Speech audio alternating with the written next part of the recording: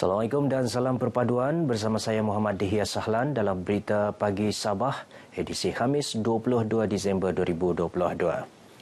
Ketua Menteri Datuk Seri Panglima Haji Jinor menyifatkan keputusan Putrajaya memindahkan kuasa mengawal selia bekalan gas di Sabah kepada kerajaan negeri ini sebagai satu langkah ke hadapan ke arah merealisasikan Perjanjian Malaysia 1963 MA63. Mengalu-alukan keputusan itu, Datuk Haji Ji berkata perkara itu sentiasa menjadi aspirasi Sabah dan rakyat negeri ini.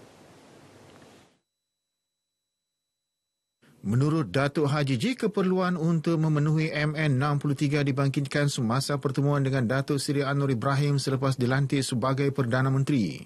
Mengumumkan keputusan itu semalam, Datuk Seri Anwar berkata, tarikh pelaksanaan pemindahan tersebut akan dibuat selepas mendapat perkenan yang di-Pertuan Agong. Sejurus mendapat perkenan yang di-Pertuan Agong, Dewan Undangan Negeri akan mengadakan sidang khas bagi meluluskan dan mewartakan rang Undang-Undang Negeri untuk pembekalan gas dan Suruhanjaya Tenaga Sabah akan mengambil alih semua kuasa mengawal selia untuk pembekalan gas di darat, penggasan semula, penghantaran, pengedaran, penggunaan gas oleh pemegang lesen swasta dan runcit dalam Sabah berkuasa serta merta.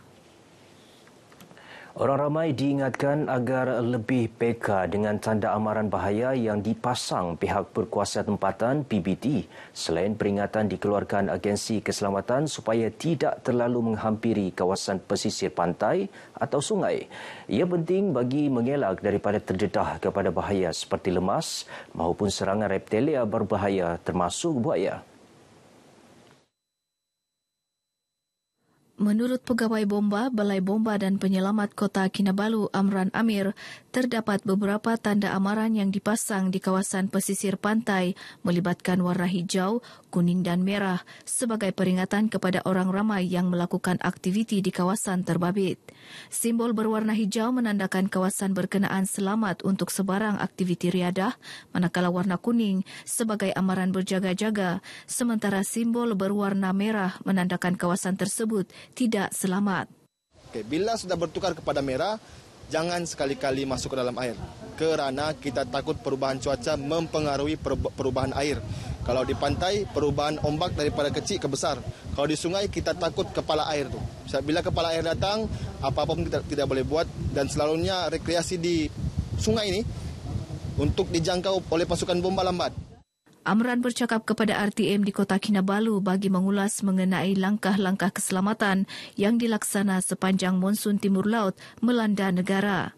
Dalam pada itu, beliau menasihatkan orang ramai yang merancang untuk melaksanakan aktiviti di kawasan pantai atau sungai untuk memaklumkan kepada Jabatan Bomba dan Penyelamat. Pemakluman itu penting bagi membolehkan anggota bomba melakukan pemantauan di kawasan berkenaan sekaligus bertindak pantas memberikan bantuan penyelamatan sekiranya berlaku sebarang insiden tidak diingini. Lembaga Pelesenan Kenderaan Perdagangan Sabah LPKP Sabah akan melaksanakan peraturan kewajipan berpersatuan sebagai salah satu syarat permohonan lesen kepada semua pemegang lesen kenderaan perkhidmatan awam di Sabah dan wilayah Persekutuan Labuan berkuat kuasa 1 Januari 2023. Pengerusinya Datuk Chin Kim Hyung dalam kenyataan berkata, langkah berkenaan bagi memastikan segala maklumat pekeliling atau notis disalurkan kepada pemegang lesen kenderaan perkhidmatan awam dengan lebih teratur.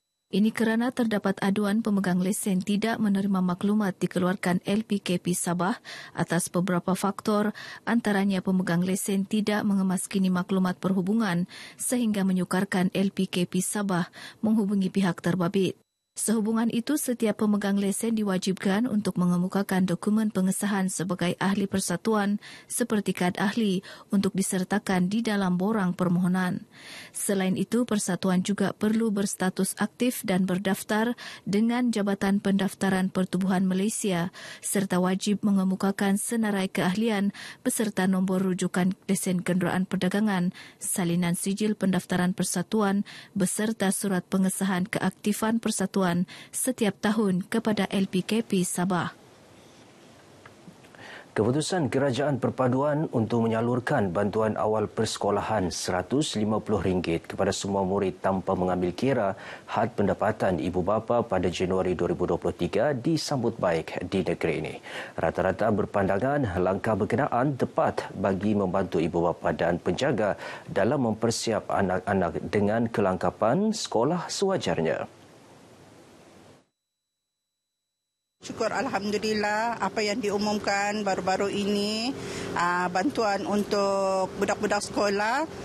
Saya sebagai ibu kepada pelajar amat bersyukur sebab kali ini pemberian bantuan awal persekolahan tidak mengira pendapat ibu bapa. Saya ucapkan berbanyak terima kasih kepada kerajaan. Ini ada satu berita baiklah, berita gembira bagi ibu bapa. Kan seluruh Malaysia kan. Jadi yalah kebiasaannya pun kita ibu bapa kalau hujung tahun kan dia memerlukan peruntukan untuk anak-anak bersekolah. Jadi ini sangat bermakna lah bagi seluruh rakyat Malaysia.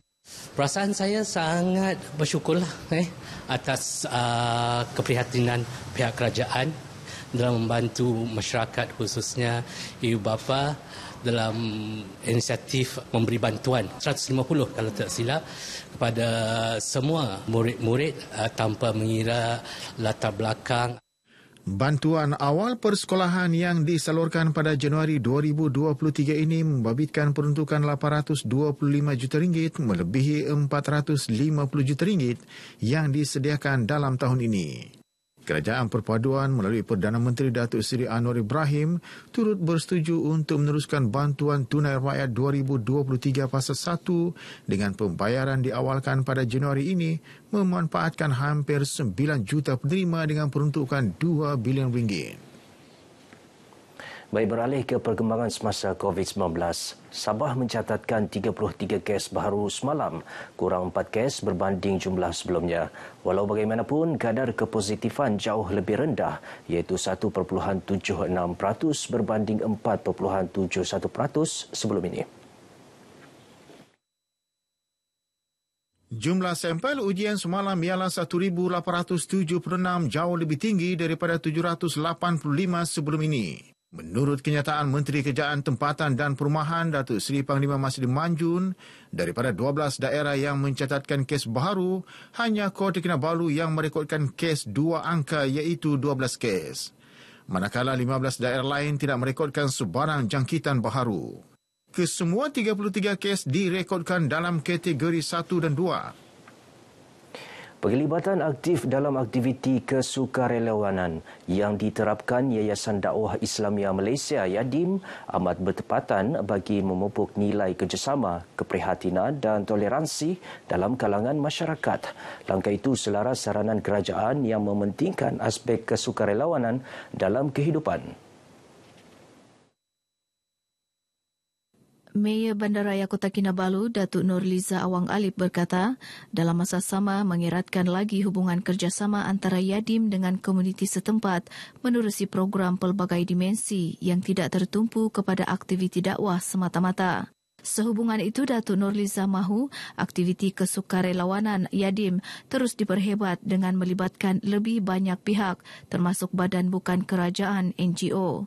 Beliau berucap merasmikan program Rehla Sukarelawan YADIM 2022 di Pantai Tanjung Aru, Kota Kinabalu.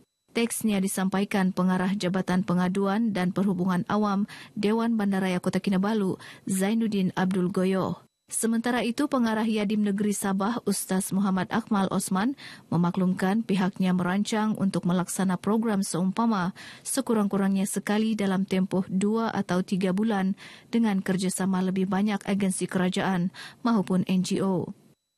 Kita mahu supaya masyarakat kita, terutama sukarelawan YADIM ni dan NGO yang berkolaborasi dengan YADIM, kita mendapat ilmu kerana YADIM ni dia sangat dekat dengan sukarelawan, dengan NGO.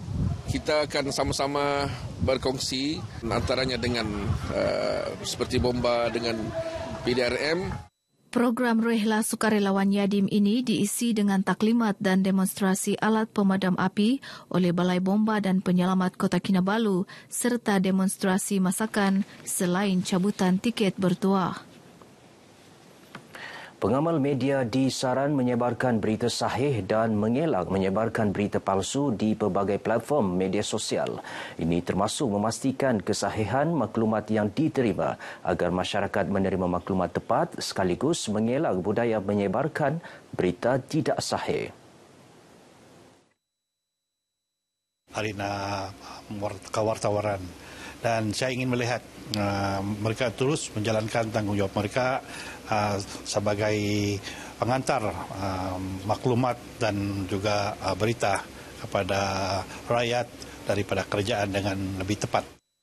Penaung Persatuan Wartawan Kiningau KJA, Datuk Jack Jikulin Nointin ditemui RTM dalam Majlis Angkat Sumpah Persatuan Wartawan Kiningau sesi 2022-2024 di Kiningau.